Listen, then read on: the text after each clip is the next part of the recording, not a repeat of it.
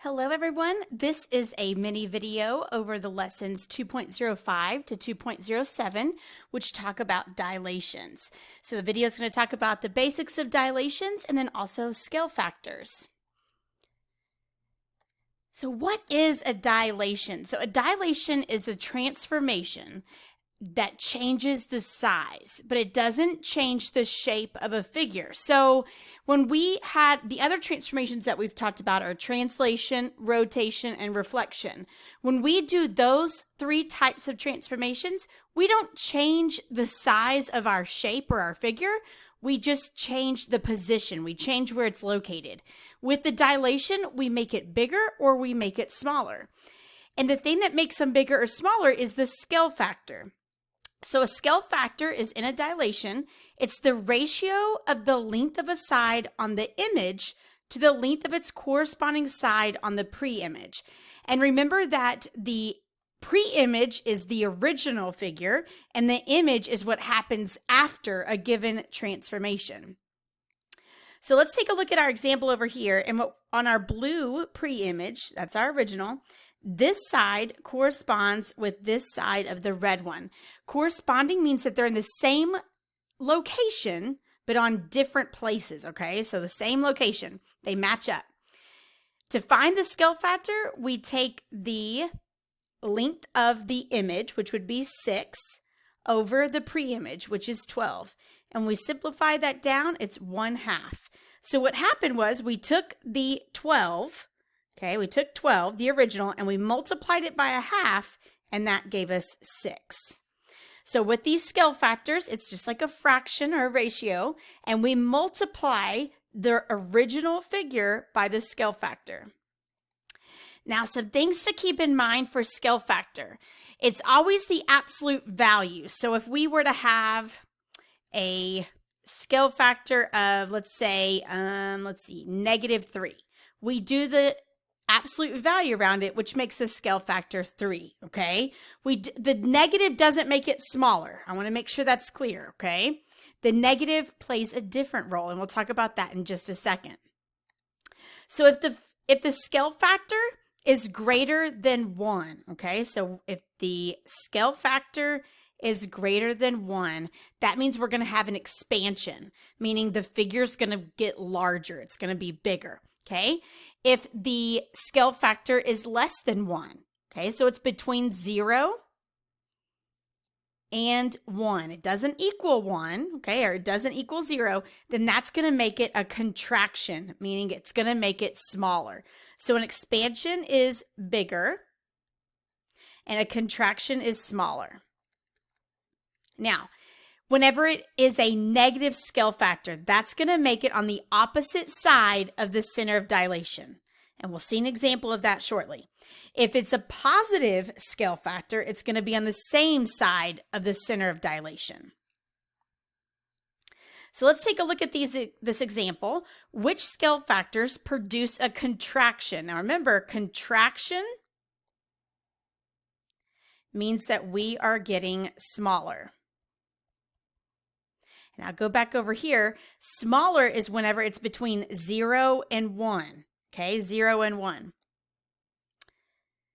So remember, we apply the absolute value. So this -4 really means a 4. Okay, and the -1/4, that really means it has a scale factor of 1/4. Okay, so we want to get smaller. So we want a number that's between 0 and 1.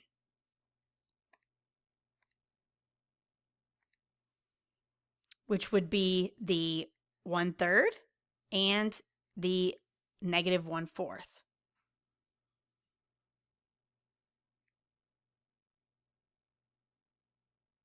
So when we talk about center of dilation, okay, center of dilation is the point of intersection of the lines connecting each point on a pre-image and its corresponding point on an image.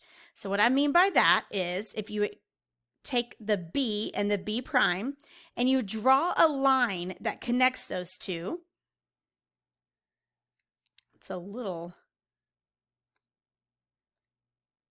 not very straight there, was it? Let me try that again. There we go. Okay. And then if I were to connect, let's say, A and A prime,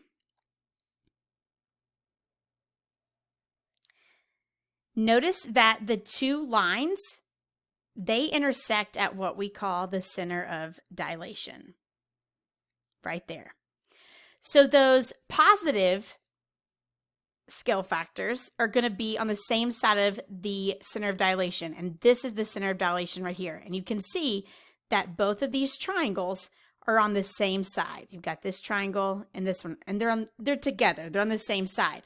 Whenever it is a negative scale factor, here is your center of dilation, and our two shapes are on opposite sides of our center of dilation, or the center of dilation is in the middle of our two figures, okay? So here's an example right here. Study the red preimage and the associated blue dilation image. The center of dilation is 2, -2. So here's my center of dilation right there. So because that center of dilation is between my two figures, that tells me that I'm going to have a negative scale factor. They are not on the same side, okay?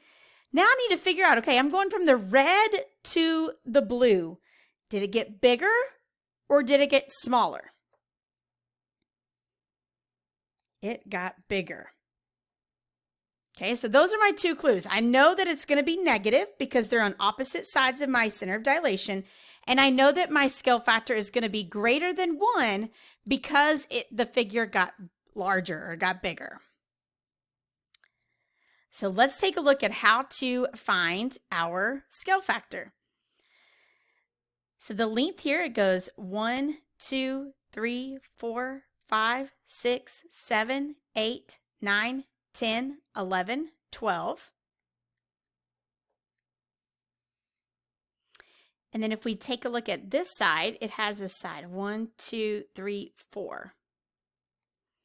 So remember that scale factor is equal to the image over the pre-image. So my image, which is the new figure, has a length of 12, and the pre-image, which is the original, has a length of 4. And we simplify that down, it is a 3. But remember, we said that the center of dilation was between these two, so that means that it's negative. So my scale factor is actually -3.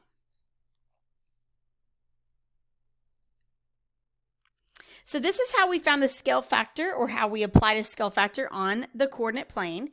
You also can apply a scale factor to just the coordinates, or you can find what the scale factor is by just using the coordinates as well.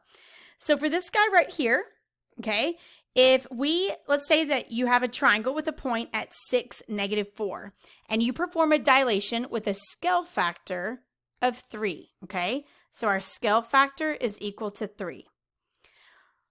What would be the coordinate of the new point? Well, what we're going to do is we're going to take that scale factor and we're going to multiply our x and our y by the scale factor. So we would have 6 times 3 and -4 times 3.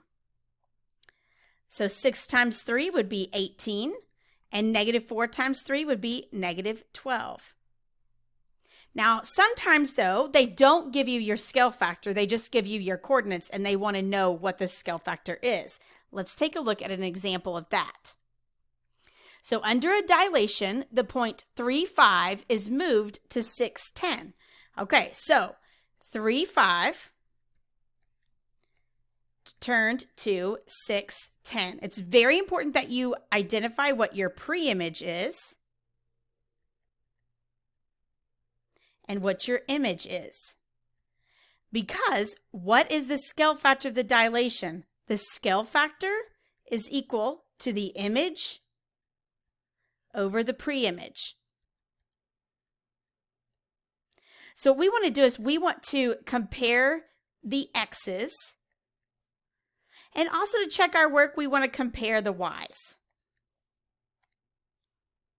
So comparing the x's, remember the image, that's the after, we would do 6 divided by 3, and that gets us a 2. Okay, so I want to get that same thing when I do the y's. So my y on my image was 10, and the y on my pre-image was 5. So 10 divided by 5 gives me 2. So I know that my scale factor was a 2.